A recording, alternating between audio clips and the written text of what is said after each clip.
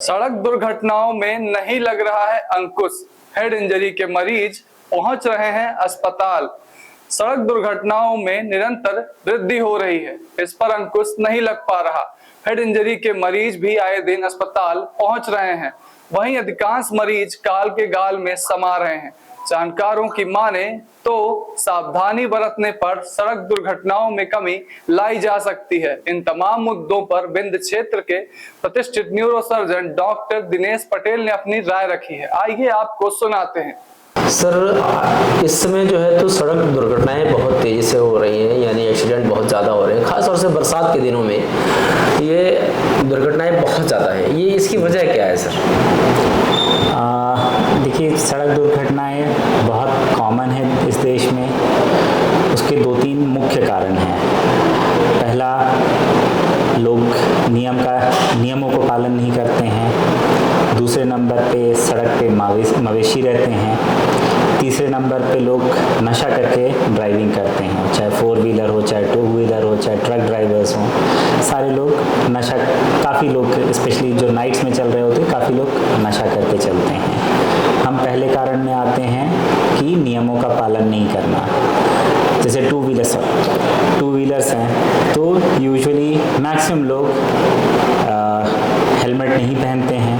Helmet पहनते भी हैं तो स्ट्रैप नहीं लगाते हैं गले में, तो जब गिरते हैं तो स्ट्रैप नहीं लगा होने के कारण आदमी कहीं और गिरता है, हेलमेट कहीं और गिर जाता है। दूसरा, लो क्वालिटी का हेलमेट की सड़क छाप जहाँ से भी सबसे सस्ता मिलता है वो आदमी हेलमेट खरीद लेता है, तो गिरते ही वो फट जाता है।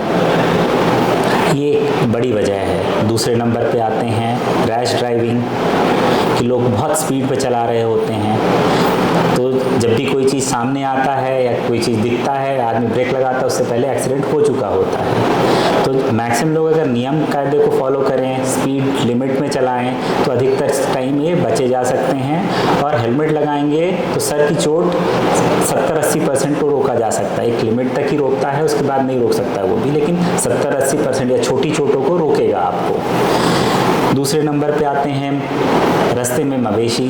उसके लिए सरकार को ध्यान देना चाहिए, और जिन लोग मवेशी पाल रहे हैं उनको भी ध्यान देना चाहिए कि भाई इनको हम रास्ते पे छोड़ देते हैं, अचानक से आते हैं, दिखते तो है नहीं, रिफ्लेक्टर्स बहुत कम मवेशियों पे सरकार लगा पा रही है, उसके कारण वो अचानक से आता है और आदमी भिड़ जाता है। चाहे कार वाला हो, चाहे ट्रक वाले तो बच जाते हैं, लेकिन कार बाइक वाले की जान जाती है। बहुत कॉमन है। तीसरा, भी जैसे मौसम ख़राब है इस समय बरसात में, तो लोग अपने गाड़ियों के टायर नहीं बदलवाते, तो स्लिप बहुत करते हैं। कीचड़ पड़ा हुआ है रोड में तो स्लिप कर जाते हैं। बहुत बार ऐसा होता है कि ट्रैक्टर गए गांव से रोड पे आए, मेन रोड पे, और उसमें कीचड़ बहुत लगा हुआ है, तो पूरे रास्ते में 1-2 किलोमीटर तक कीचड़ होता है, तो सिर्फ फिसलने की चांसेस बढ़ते हैं। एक जो सबसे अहम मुद्दा, कभी कोई डिस्कशन पे जाता ही नहीं है इस मुद्दे पे, जो है नशा।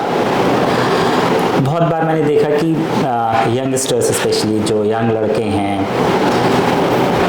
शराब पीने का शौक नया शुरू करते हैं या जितने दिन से भी पी रहे हैं, तो बहुत बार घरों में रिस्ट्रिक्शंस बहुत रहती है कि आप शराब नहीं पी सकते हो। माँ बाप लड़ते रहते हैं, डांटते रहते हैं। इसकी जगह मुझे हमेशा लगा कि माँ बाप बच्चों को जब बड़े हो जाते हैं तो सही शिक्षा दें कि तो पीना चाहते हो तो पियो, कोई बात नहीं, लेकिन लिमिट में पियो और घर पे बैठ के पियो। इससे जो एक्सीडेंट होते हैं, बच्चा रोड पे पीता है, किसी क्या कहते हैं होटल में जाके पीता है और ज़्यादा पी ली और वहाँ से आता है, बाइक से भिड़ जाता है और फाइनली ख़त्म हो जाता है, या इतनी चोट लग जाती है कि जीवन पर्यंत उसका खराब रहता है स्थिति। लेकिन अगर माँ बाप समझे कि कोई चीज़ खाना पीना कोई खराब या सही नहीं होता है किसी भी मायने में, हम उसको कैसे लेते हैं वो हमारा मायना खराब हो सकता है, सही हो सकता है। बहुत सारे देशों में तो लोग रोज़ पी रहे हैं, सोशल ड्रिंकर्स होते हैं, लेकिन हर देश में नियम है कि ड्रंक एंड ड्राइव नहीं कर सकते, आप शराब पी के गाड़ी नहीं चला सकते हैं। हमारे देश में भी नियम है, लेकिन मैक्सिमम टाइम चेकिंग्स नहीं होती और बच के आदमी निकल जाता है, तो इसलिए हमेशा उसको मज़ा आता रहता है कि चलो कहीं बैठ के पीते हैं, फिर अपन घर पहुँच जाएंगे। मैक्सिमम टाइम पहुँचता है, लेकिन जीवन में उसके 1-आध बार एक्सीडेंट होता है और इस तरह होता है कि आदमी या तो बचता नहीं है या तो विकलांग हो जाता है, परमानेंट डिसेबिलिटी पे चला जाता है। लेकिन इसको ये जो एक्सीडेंट्स हैं इसमें अधिकतर को रोका जा सकता है अगर माँ बाप और बच्चे आपस में बैठ के या परिवार आपस में बैठ के बात करे कि अगर सही में तुम्हें पीने का शौक है तो जाओ पी लोगे, घर में पिएगा तो थोड़ा संभल के पिएगा क्योंकि कोई ना कोई देख रहा है, उससे बचेगा एक्सीडेंट से। इतने माँ बापों को मैं समझाता रहता हूँ, हमेशा मिलते रहते हैं मुझे इवन गवर्नमेंट हॉस्पिटल्स में कि साहब हमारा बच्चा शराब पी के चला रहा था और ख़त्म हो गया। डांटते भी हम लोग बहुत बार है कि इतना रिस्ट्रिक्शन क्यों करना है, थोड़ा रिस्ट्रिक्शन करिए कि लिमिट में पियो भाई।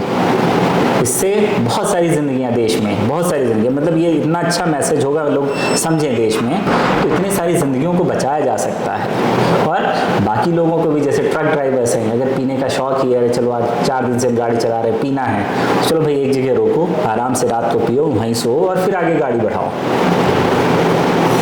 तो जब भी आपको पीने का शौक हो तो आप उस गाड़ी को रोक लीजिए और पीजिए, कोई बात नहीं, वेट करिए 10 घंटे बाद आपका या 8 घंटे बाद आपका नशा उतरेगा और फिर जाइए, क्योंकि आप जिससे भी भिड़ते हैं उसमें हो सकता है शराब नहीं पी हो, उसकी ज़िंदगी ज़बरदस्ती चली जाती है पूरी, या उसका परिवार खत्म हो जाता है। सर कई बार ऐसा होता है कि हम सावधानी पूर्वक तो चला रहे हैं, हम ड्रिंक भी नहीं किए होते, तब भी रोड एक्सीडेंट होता है जी।